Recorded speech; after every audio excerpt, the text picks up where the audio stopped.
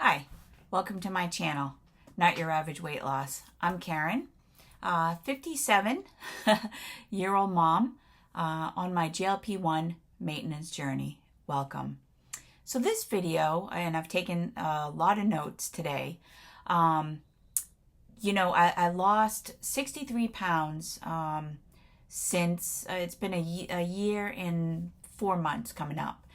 And nobody really thinks about this, right? When you lose weight, there's some expenses. And what I mean by that is clothes, right? You know, what's something nobody really talks about when you're losing a lot of weight is none of your clothes fit anymore. You know, I lost about 63 pounds going from 193 to my highest weight to around 130 right now in maintenance. And eventually I realized something. My clothes didn't fit anymore, which was a good thing, of course. And I'm not talking about just one pair of jeans or one shirt. I'm talking about everything. Shirts, pants, dresses, workout clothes, underwear, you name it, right? Basically my entire closet. And the funniest thing is I didn't go out and buy an entire wardrobe all at once. You know, I couldn't afford to, first of all. And honestly, I didn't want to because I knew I was still losing weight, right? This is a process. So today I want to talk about what it was really like slowly replacing my clothes as my body changed. Hi, everybody. If you're new here, welcome. If you've been here before, welcome back. I started at, as I mentioned, 193 pounds, and I'm currently in maintenance right now at 130, maintaining that, going on a cut, doing a reverse diet. You can look at my other videos if you're curious about what that is. So my journey isn't just about losing weight anymore, right? I'm in maintenance now. I'm recomping my body. I'm focused on the maintenance, reverse dieting, like I mentioned, losing the body fat, particularly the menopause belly, building and preserving muscle, and just figuring out what this new chapter of life actually looks like. Clothes, right? Because losing weight can completely change the way your clothes fit. And replacing them can become an expensive, venture, right? And you don't necessarily expect that because you're thinking about the weight loss. So part one of this video is I want to talk about when I first noticed my clothes were too big. Everybody's going to be different, of course. This is my journey. So at first I didn't want to buy new clothes because I knew I was going to lose the weight once I figured out that this medication is actually going to work. So I would just wear what I already had. I mean, big clothes. I think I was in 2XL. And honestly, there was something satisfying about putting on an old pair of pants and realizing, wow, they are really big. I don't fit in them anymore. And first it was exciting, but eventually it became a problem. My pants were falling off. My shirts were hanging off. You could tell that they were just too big for me. I didn't want to let go, so to speak, right? Body dysmorphia thing. And I started realizing that I couldn't keep wearing the big clothes. It just didn't fit. It looked weird. And I was afraid to spend money on new clothes because I knew I was still losing weight. So part two, I didn't buy everything at once. I'm not able to afford that, first of all. And this is where I had to be very practical. I didn't want to spend hundreds. Everything is up these days, including clothing, right? Or potentially thousands of dollars. I mean, I don't think I don't spend $1,000, but you never know, right? Replacing an entire wardrobe when my body was still changing. So I started buying things slowly. And this is what I recommend. A couple of pairs of pants, a few shirts, even go to a thrift shop or, Walmart, wherever you get something that'll fit you that's not expensive. Some workout clothes I had to because I'm working out every day. maybe a dress or something I really needed. But other than that, it was just a couple things. And then I'd wait because I knew there was a possibility that those clothes wouldn't fit me 6 months later, right? Or 4 months later, whenever it was. And that's something I think people need to consider if they're losing a significant amount of weight. Your body can change, your composition is going to change, so you don't feel like you have to replace everything immediately. You're not going to be able to afford it, right? Part 3 is emotional side. But here's something I didn't expect. Getting rid of my old clothes was very emotional. For me, at least, it was. Those clothes represented the person I had been, right? At 193 pounds, I was somebody different. And while I was happy about losing the weight, there were moments when I looked at something and thought, I remember when this fit me, some memories came back, right? Losing weight isn't always emotionally simple. We're complex human beings, right? With emotions.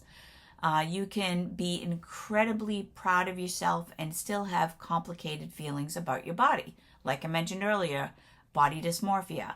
And I think that's completely normal. We're all human. We're going to encounter that, right? Part 4, my closet started telling me a story. Eventually, I started noticing something. My closet was becoming a visual timeline of my weight loss journey. The larger clothes represented where I started. The clothes that became too big represented the progress that I was making. And the newer clothes represented where I was at that particular time, where I am now. When I look at some of those old clothes today, and I've gotten rid of most of them, it's hard to believe I used to wear them. Like I said, body dysmorphia, right? Going from 193 pounds to 130 pounds is a huge change. And I'm proud of myself. And sometimes a pair of jeans that makes that transformation feel more real than a number on a scale, there's nothing wrong with that, right? Part 5, I had to learn not to wait for perfect. There's another lesson I've learned. Don't wait until you think you reach your perfect body before allowing yourself to enjoy clothes that actually fit you, right? I did that for a while. I kept thinking, I'm still losing weight. I'll buy something later, and I always kept putting it off. I'll wait until I'm done. That was the original thought, right? But there may never be a perfect stopping point. Even now, I'm focused on body recomposition, and my body has changed tremendously. My weight may stay relatively stable, which it has, while my body fat decreases and my muscle increases.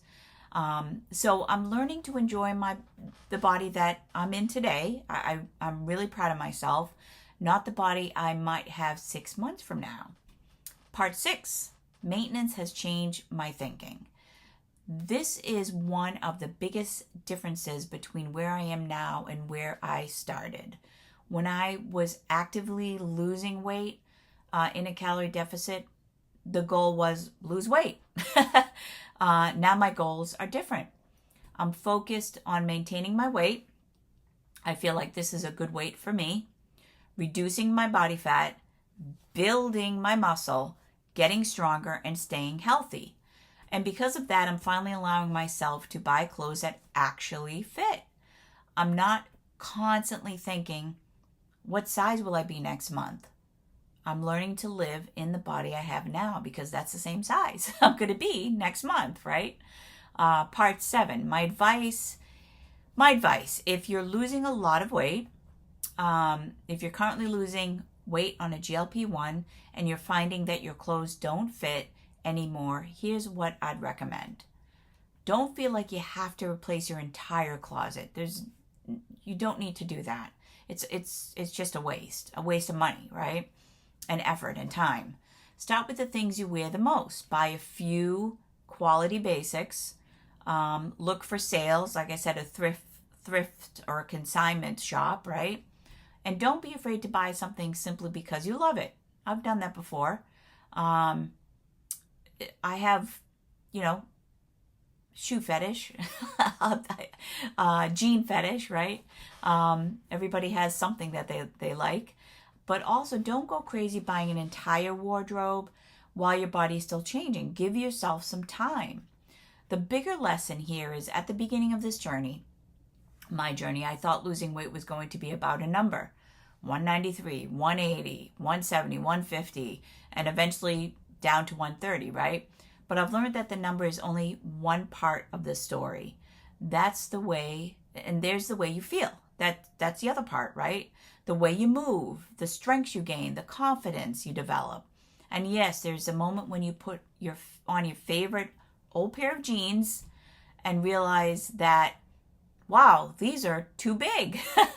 I have to go down sizes, right? So yes, one of the unexpected consequences of losing the 63 pounds is that I had to slowly rebuild my wardrobe. But it's fun. I love shopping, right? And while it wasn't always cheap or easy, I'm incredibly grateful that I have this problem, because every piece of clothing that no longer fits is a reminder of how far I've come in my journey. If you're in a GLP-1 journey and you've experienced the same thing, please comment. I'd love to read about it. Do you have to replace your entire wardrobe? You know, where are you in your journey? Do you buy clothes gradually like I did? Are you still wearing old clothes like I did and waiting until you reach your goal? Let me know. Comment below. I'm continuing to share the real side of losing the weight, maintaining, reverse dieting, building muscle, especially over 50, and figuring out this new chapter in my life. Also, I want to say a little caveat to this. I will not be posting a video next week. We are actually going on a family vacation to Hawaii. It's our dream vacation. Like, all my life, I've dreamed about going to Hawaii, right? And we're getting a chance to go and meet my family. So there will not be a new video next week. So thank you for your understanding. I may post some things while I'm in Hawaii. I'm not sure yet. We'll have to see. I'll have to see and figure that out. But if you found this helpful, please like and subscribe. And you guys enjoy your Sunday with your family. Appreciate your time. Bye-bye.